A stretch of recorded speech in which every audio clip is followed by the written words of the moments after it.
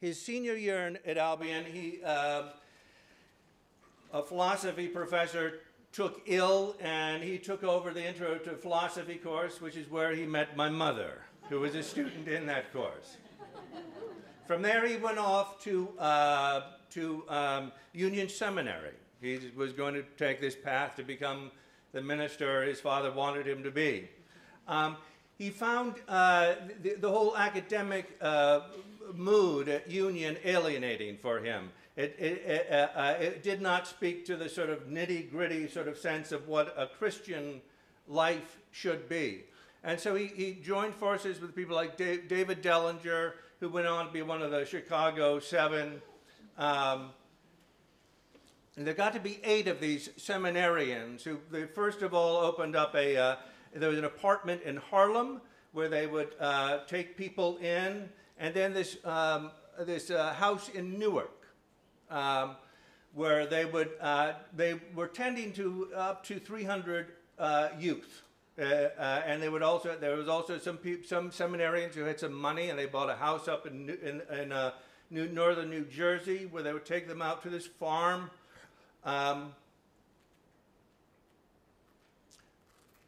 So that was sort of this notion of being a Christian, and this notion also had to do with his pacifism. And so there got to be 8 of these seminarians, who, though exempt from the draft as seminarians, refused to register. And he ended up in prison. They all ended up in prison for a year and a day. Their activity in prison was, the warden has this sort of notion of sort of isolating this sort of group, this elite group, and they didn't want to have anything to do with it. Through methods like hunger strikes, they've ended up integrating the meal rooms in the prison.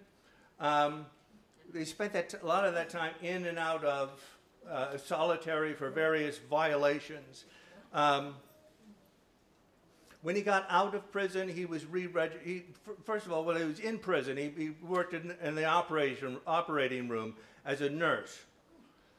He acquired some knowledge of medical skills, was also considering the possibility of going into medicine. When he got out of prison, they had re-registered him, and his draft number came up, and he went back into prison because, again, he refused to register, refused to serve. The second time in prison, there was a camp for delinquent boys in Kentucky, where they needed somebody to be the head nurse, and because of his medical experience, he did that. And he said that was quite wonderful. This was had been a CCC camp, so it was sort of out in the open, and my mother could have conjugal visits and that sort of thing. And because it was in Kentucky, it became shouting distance from Ohio. My mother was from Ohio, in Portsmouth, Ohio. And my mother had gone up to Yellow Springs for a peace conference, which is what ended up bringing my parents up to Yellow Springs. My father started working at Fell's, doing X-ray stuff as a parolee. That when he got out, you could only earn a certain amount of money as a parolee that first year. He eventually moved from there to associate dean at Antioch, but he got involved with the Antioch Area Theater. He had done some theater while he was at Albion, but it was his time, I think, while working at the Antioch Area Theater that really sort of charged him up. And I think it was people like Paul, basically. My father's had few real mentors in his life that he sort of thinks of as mentors, and Paul was definitely one of them. And I think it had a lot to do with that large sense of theater. And I don't know how many people have that real large sense of theater, that this is an important thing that we are doing, that the theater sort of speaks in some sort of way. My father went off to graduate school in Case Western. His last year at Case Western in theater, a job opened up at the Antioch Area Theater. My father ended up getting hired. So many of you remember him from the Opera House, the Shakespeare Festival. So the theater became this sort of soul place for him. Extraordinarily hard work they would do. I mean, you've heard of the Shakespeare Festival. Just giving you sort of an idea of it, they were doing up to 7 shows a summer. And it wasn't just one show after the other. They would open with one show. At the end of the first week, they would open with a second show. Midway through the second week, they would be running 2 shows in repertory. The third week, they would open up a 3rd show. The 4th week, a 4th show. 5th week, a 5th show.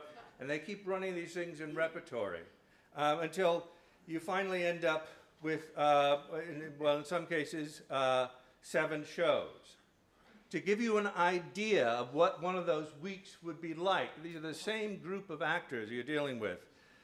We have One Night Titus Andronicus, Julius Caesar, Troilus and Cressida, Anthony Cleopatra, Coriolanus, Timon of Athens, Pericles, and that's a week worth of shows.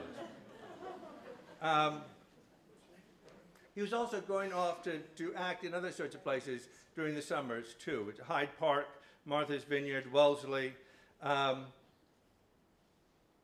he would also take the lead in a play and direct it, which I think was something that he got from Basil Langton.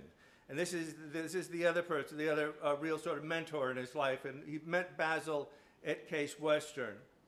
And I think from Basil, he learned the sense of the power of the form and the sense of discipline around the form of a play. And that the form of a play, if you get into the form of the play, the power of the play becomes released. He used to speak of the theater being his church. And I think it became that sort of natural sort of extension from his sort of beginnings in seminary going into the church. One of the early productions that he did of The Crucible, I think it was in 1956, I believe, but he had this idea of staging it with the actors on stage and watching, being witness to the action, and then coming on during the show. And at that point, that sort of thing was not widely done. But he had this sort of got really fired up about this idea, and he wrote Miller this letter, and Miller wrote back just a little piece of the letter he was very proud of.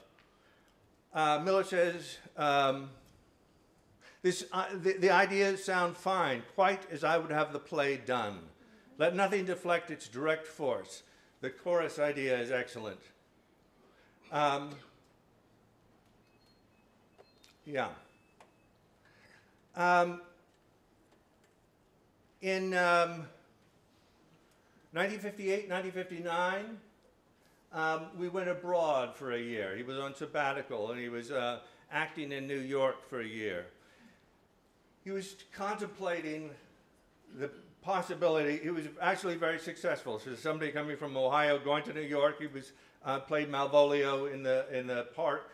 Got a season full of jobs with the Phoenix Theater, but he didn't. There was something about it that was alien to him. That sort of moving from one play to another play. This notion of theater as work, which is quite sort of different. I think the heart connection that I think he felt about theater.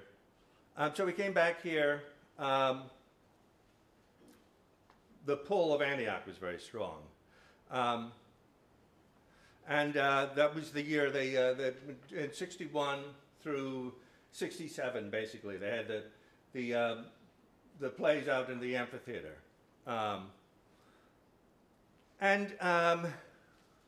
So he's basically at Antioch all of that time. He retired from Antioch in 79. At this point, he'd already started working towards a PhD in psychology, became basically a Jungian psychologist, and spent out most of the rest of his time doing that. I just want to, one last little thing, this notion of his pacifism is something that really sort of gnawed at him his whole life. In the face of World War II, particularly. He had a difficult time reconciling his position. And he sort of went back and forth about this thing.